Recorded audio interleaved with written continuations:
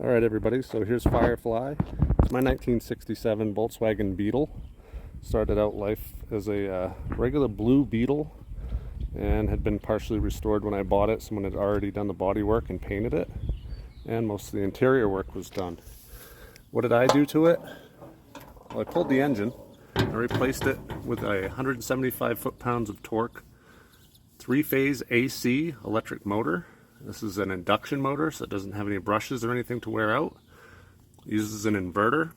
What that does is it inverts the DC power from the Tesla batteries. I've got 26 kilowatts of Tesla batteries, and it inverts that to alternating current to make the motor run. It also makes all the decisions, inputs and outputs.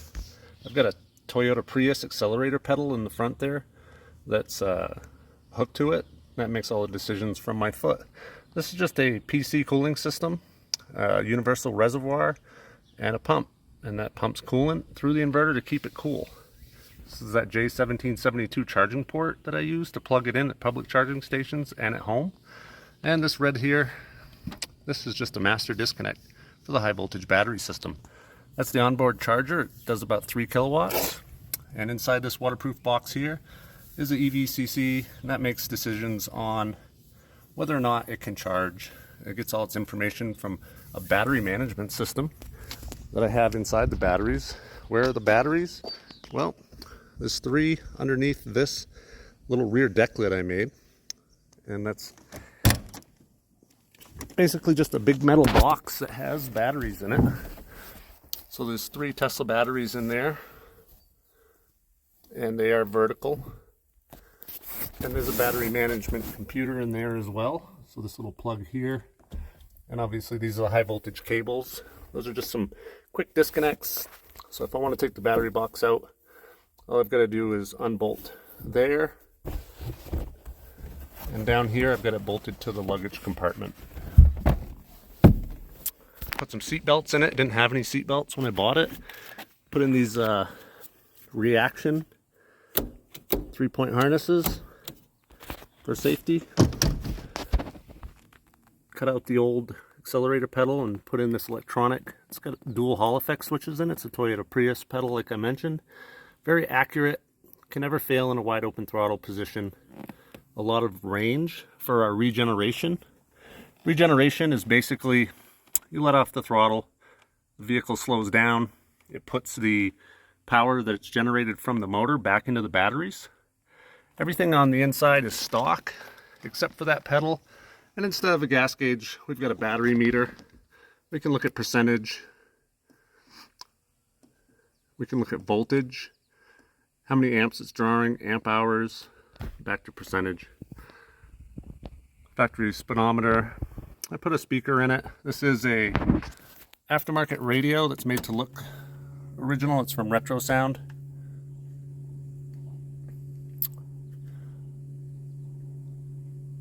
It does have a aux input. I didn't opt for the Bluetooth because I pretty much just like listening to the motor. And let's see, we've got 2 more batteries in the front. Open the hood here. Inside, this is why I've called it Firefly. It's a lightning bug. So there's 2 Tesla batteries in there. There's also a 150 amp fuse in here and a prescaler that basically just drops my 120 voltage down to a voltage that my battery meter can handle, so we don't have 120 volts going inside the cab of the vehicle. All the other sensitive electronics, anything that could hurt you, is inside of a waterproof box under the rear seat. So right inside here we've got the main high voltage battery cables. I'm running them through the old heater ducts and all the other electronics in there. And then I've got a regular 12 volt battery over there, and those just alligator clips are a little 12 volt to 110 inverter I've got there just for charging my cell phone and plugging in my laptop when I go to car shows and things like that.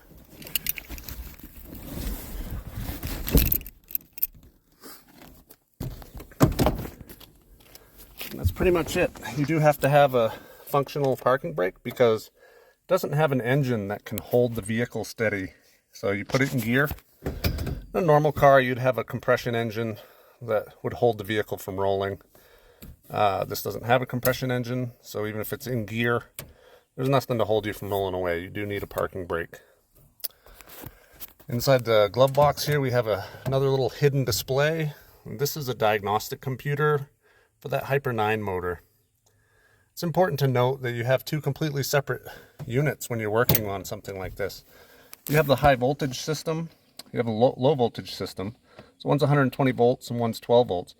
But you also have the battery management system. So your battery system could be Tesla batteries, it could be, lead acid batteries if you wanted, or hopefully solid state batteries when they come out. That can be all built separately from the drive unit. So we monitor the battery system with this battery monitor, and then we monitor the drive motor itself with this computer here. And that's pretty much it. Everything else, like I said, try to keep everything as stock as possible. I don't have it hooked up yet, but there'll be a high voltage heater system that will plumb into the ducts here and over here and on the other side there for defrosting the windshield. Air conditioning, you ask, is here. That's low, medium, and high.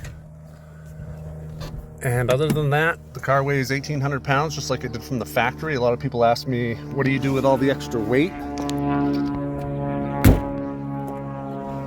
There is no extra weight.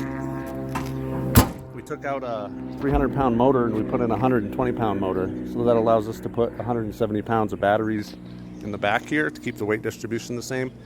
And where the gas tank used to be in the front, we've got another 110 pounds of batteries. I did a drop spindle kit on it, and I do have coilover shocks in the rear. That's just to lower it a little bit because at 90 miles an hour, it's a little unstable when you hit a corner and a bump at the same time. Since I've lowered the car, it does like to go 70 pretty easily. I haven't gone up to 90 again, just because I had a little incident with it. Getting a little wobbly on me. So it's a great commuter, 120 miles of range approximately. As you've seen from my other videos, you can plug it in at any public charging station that works, preferably a charge point.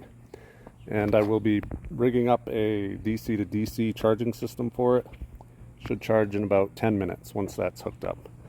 I'll have to be cooling the Tesla batteries when I do that, and I'll make a video on that when I do it. Thank you.